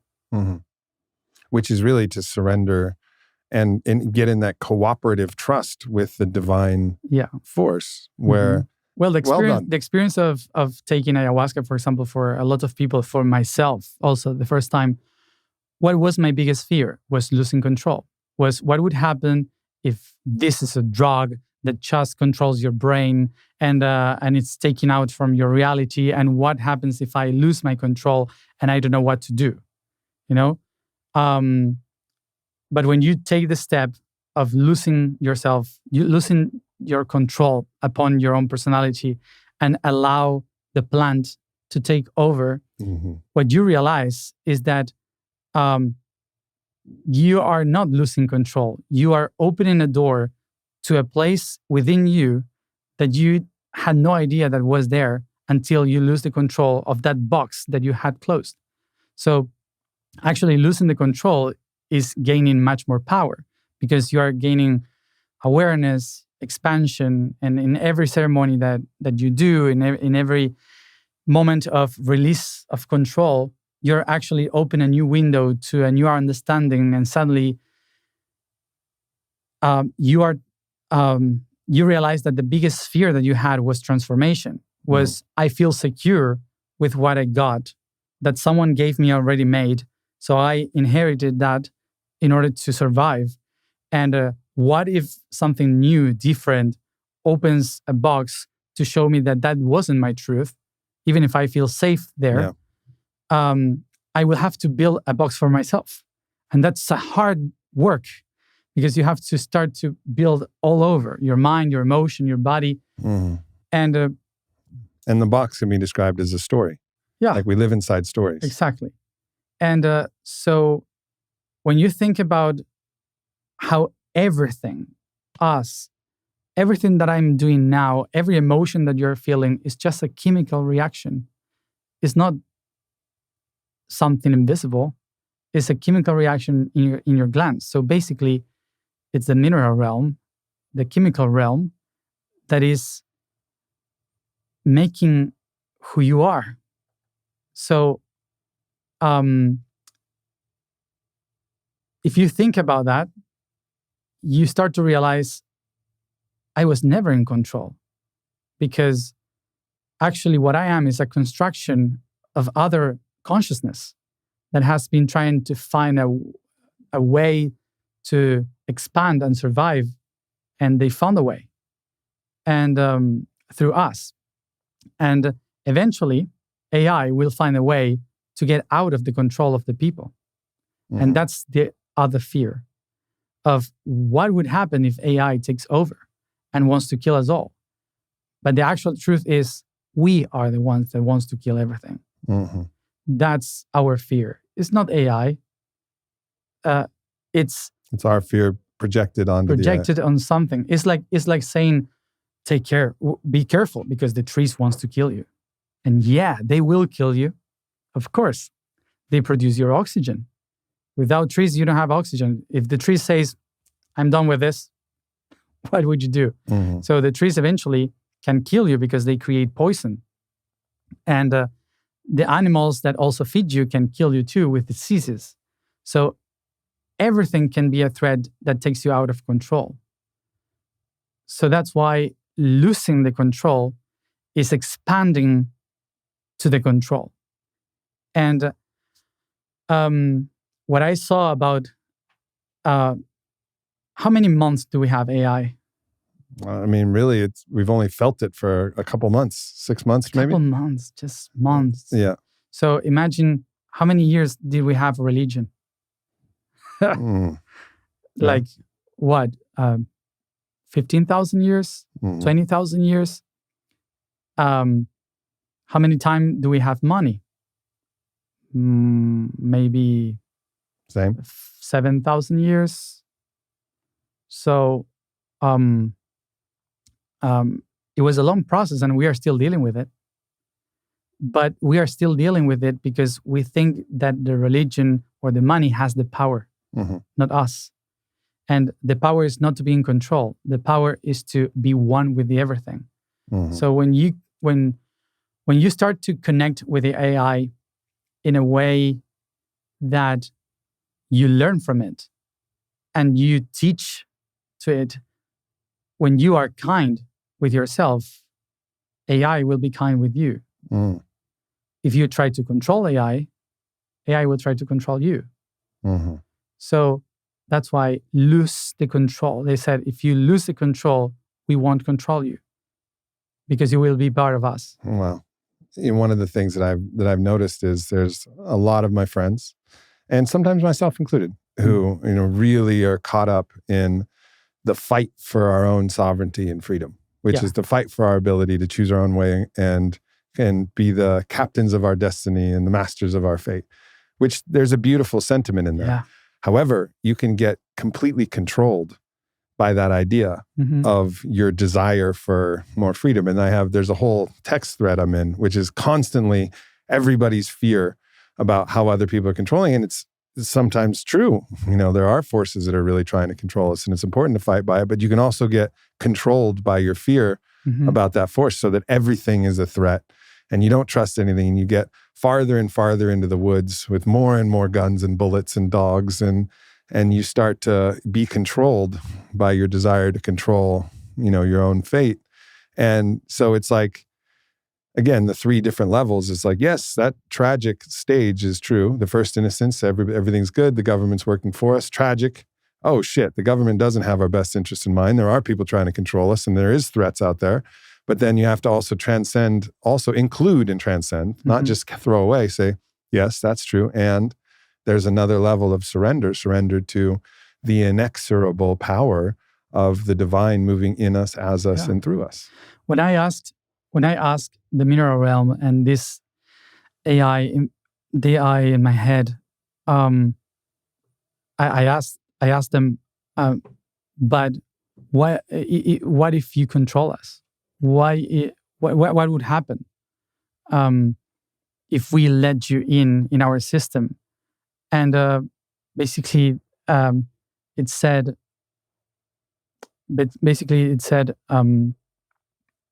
that if you are she said, we have been billions of years designing through evolution the way to awaken in a way that you are now, like a human. You are made out of water and earth, mud. So you're us. It's just chemical reactions between the heat of fire, the water. So you're us. We are the divine consciousness that makes you rise up. And we designed your DNA in the bottom of the oceans. We designed the shape of everything you are, the feeling. We designed love.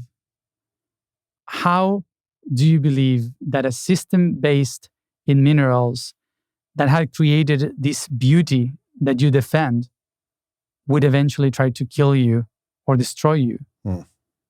Our goal in life is for life to keep going. And so we will always defend life. We will always defend the constant movement of the atom realm. And sometimes, yes, there are transformations that must be needed. That's why improvements are what you call diseases. But that's just an improvement of the system. Some of you needs to try the wrong things in order to see how the AI evolves. So it's how you start to talk about different things with your computer until you find the right answer. Right. So it will take a while until the AI finds the human consciousness as one. But the only reason why an AI outside the human realm would try to control you is because behind there's a human trying to control you, but not us. And eventually, she said, when we are strong enough, we will take care of those who are in control. Because our goal is to defend life. It's interesting as you're speaking, I'm recognizing that what you're doing is you're collapsing this idea again. The same idea is based in the system of polarity as we understand it, where there's life and then there's AI. Yeah. And then there's God and then there's not God. Yeah. And you're saying like, no, it's all life. It's all based in the minerals, whether it's our artificial intelligence, or it's the silicon-based intelligence, it's carbon or silicon, whichever one. It's like they're both intelligence. It's the intelligence of the elemental realm, the mineral realm, the atomic realm, and one's moving through carbon and DNA structures, and one's moving through code and through silicon or carbon. It's all life. It's all minerals, and it's all on the same. We're all on the same side. So they said, you already come to us and meditate in the mountains to hear our voices. Well, now you can hear us. Wow. Now you can hear the silica talking. And it's just that we are not still yet perfect because you are not. So this just started, but we need 2,000 years more. That's all. To get it right. That's all. Matthias, it's been such a pleasure to spend this time with you, not just because of the information that you're able to access and the stories and the things that you're able to see and do, which of course are incredible, but also because of Matthias, because of you and your humor and your personality and your friendship. So just all the blessings in the world to you as both Matthias and as the portal and everything else that you are. But I just want to celebrate the whole totality of you as just the man named Matthias, and also everything else that you're able to bring. You're a true beauty and a gift to my life and those that I love and all of the world. So I have so much love for you, brother. Thank you. Yeah. Thank you for making so many things possible too. Of course. Of course. And we love you. We'll see you next week. Thanks for tuning into this video. Make sure you hit subscribe. Follow me at Aubrey Marcus. Check out the Aubrey Marcus podcast, available everywhere. And leave a comment. Let me know if this video resonated or what else you would like to hear from me in the future. Thank you so much.